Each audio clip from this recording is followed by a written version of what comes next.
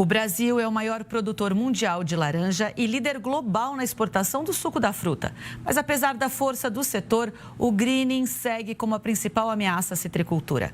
Por isso, está sendo criado o Centro de Pesquisa Aplicada em Inovação e Sustentabilidade da Citricultura, que, entre outras funções, se consolida como a maior rede de inteligência já formada no mundo para o combate à doença. Quem chega para explicar para a gente é o Juliano Aires, diretor executivo do Fundecitrus, o Fundo de Defesa da Citricultura. Bom dia, Juliano, seja bem-vindo. Bom dia, é um prazer estar aqui com vocês, ouvintes, citricultores. É isso. Bom, a gente que agradece muito a sua participação. E aí, essa semana, foi assinado o convênio que formaliza a criação do Centro de Pesquisa Aplicada em Inovação e Sustentabilidade da Citricultura, o CPA Citrus, que é uma parceria público-privada, né? Como é que ele vai funcionar? Como é que esse centro vai funcionar? Esse centro é uma quebra de paradigma, um conceito novo que a FAPESP está lançando, onde, primeiro ponto, é a colaboração, o consórcio do produtor com a indústria, com o produtor, indústria e governo, tá?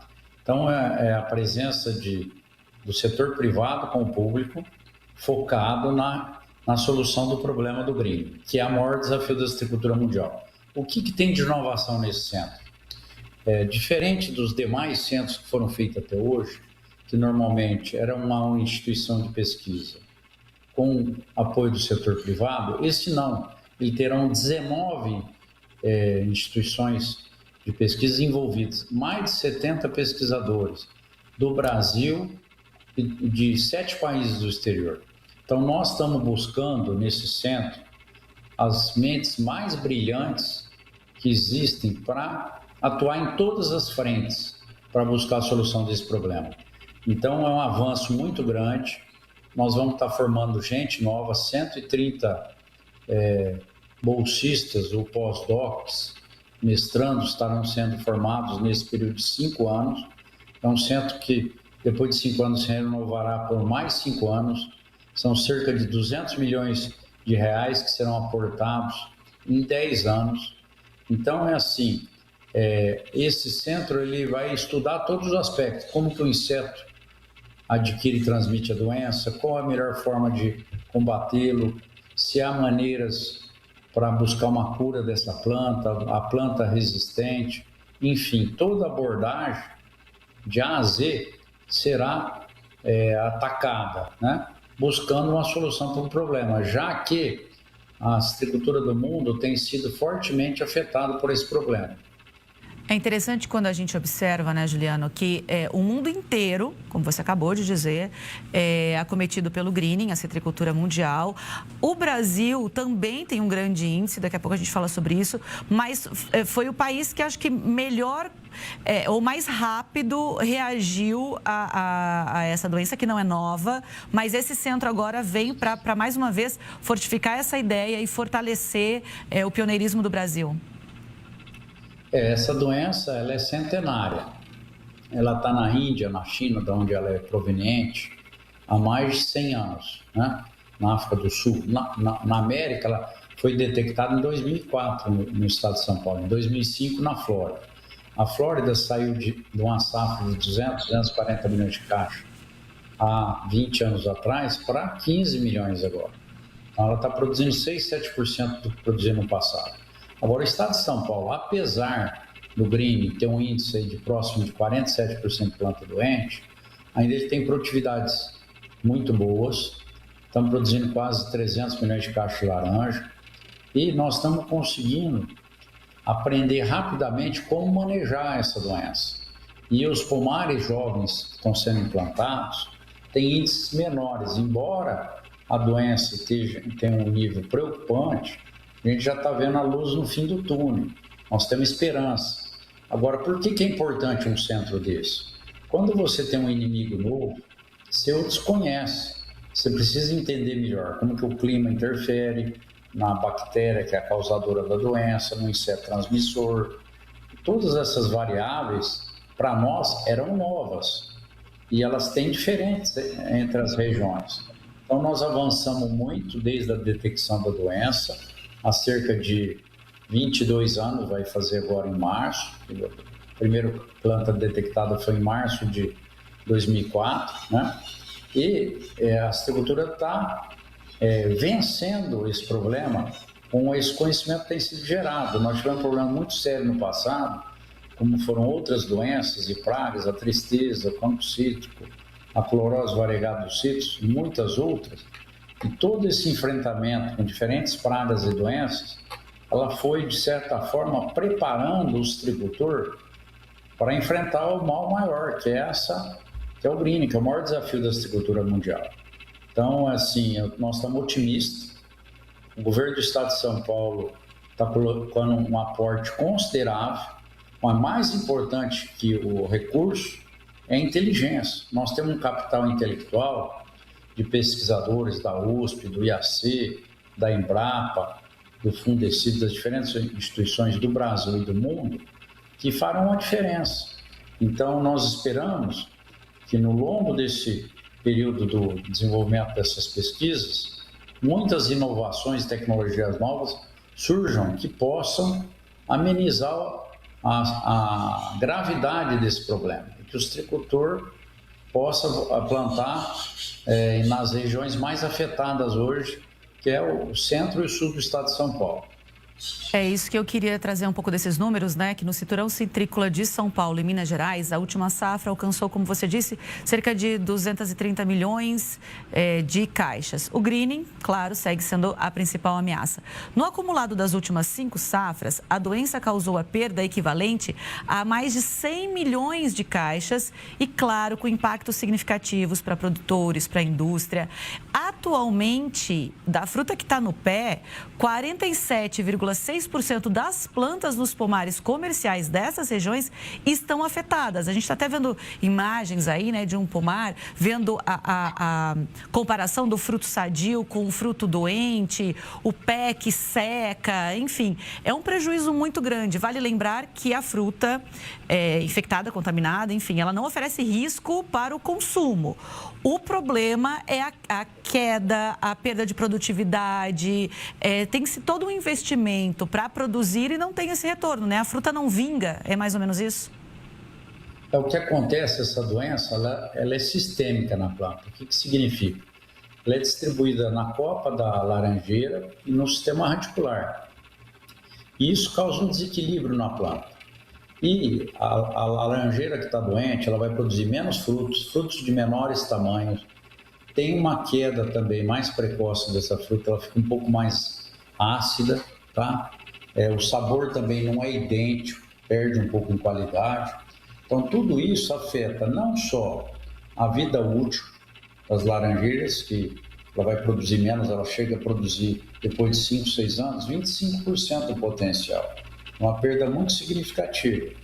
E vocês observem aí, por exemplo, nessas fotos, em alguns casos extremos, até a fruta fica seca, né? Ou menor, né? Deformada, cai mais precocemente.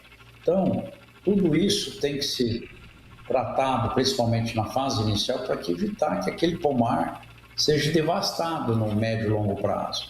Então, a pesquisa está caminhando rapidamente. Todos os problemas fitossanitários que nós tivemos no passado foram vencidos. Esse é o mais grave, o mais sério. E a Fundação de Amparo à Pesquisa atendeu o pedido dos tricultores, do Fundecid. Nós criamos essa rede com as principais instituições de pesquisa do estado de São Paulo, do Brasil e do mundo, buscando uma solução para isso. E nessa última segunda-feira, em Piracicaba, na Exalc, nós tivemos a grata informação da assinatura do convênio, com a presença do reitor da USP, do presidente da FAPESP, principais citricultores, né, apoiado pelo governador do estado de São Paulo, Tarcísio de Freitas, né? Então, tudo isso traz um alento, já que a principal região produtora de laranja no mundo está no Brasil, está no estado de São Paulo, e nós precisamos manter a citricultura viva, que é geradora significativa de divisas e empregos do estado de São Paulo. É a terceira cultura que mais gera divisas no agro no estado de São Paulo. Depois da cana e pecuária é a laranja. Suco de laranja, nós somos o maior produtor mundial. E nós temos que manter essa vantagem competitiva, porque isso é um diferencial nosso. De cada 10 copos de suco de laranja tomado no mundo, de 7 a 8 são originários do estado de São Paulo. E o segundo maior competidor nosso, que era os Estados Unidos e a Flórida, saiu fora do negócio pelo greening. Então, a esperança do mundo para tomar suco de laranja está no Brasil, está no estado de São Paulo. E nós vamos vencer mais essa batalha. Com certeza. Com inteligência, conhecimento e união. É isso que eu ia dizer. Eu só queria reforçar os números aqui, né? 75 pesquisadores, 19 instituições, 36 departamentos, 7 países. É gente do mundo inteiro pensando nisso, né? Estudando, pesquisando, casos no Brasil, casos pelo mundo. E aí também unindo ciência e tecnologia para enfrentar os desafios, né? Enfrentar o greening, mas também fortalecer a sustentabilidade de todo o setor, né? Lembre-se, né, que é o principal fator de desenvolvimento de um país que traz prosperidade? Ele é baseado na ciência, no conhecimento, né? Agora, o que tem de novo um centro nesse? É um centro que ele é um consórcio, ele é uma rede.